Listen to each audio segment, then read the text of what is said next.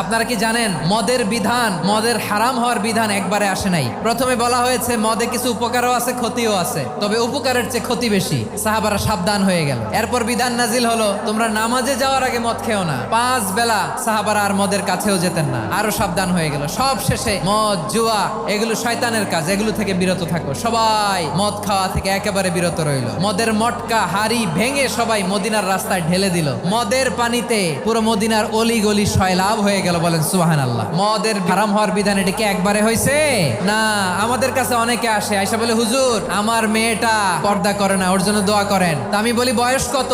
22। তো 22 বছর বয়স আগে কি করছেন? আগে পর্দা করাইছেন? না, করাই নাই। তো এখন তো আর হবে না। এখন তাকে আস্তে আস্তে বুঝান, মারে একটু মাথায় কাপড় দাও, একটু হিজাব করো। ওইটাতে অভ্যস্ত হয়ে গেলে এরপরে তাকে নেকাবের দিকে আপনি আহ্বান করেন। ওইটাতে অভ্যস্ত হয়ে গেলে হাত মোজা পা মোজা যদি করতে চায়, এইভাবে গ্রাজুয়ালি। একবারে ইসলামের সব মানুষ মানতে পারে না।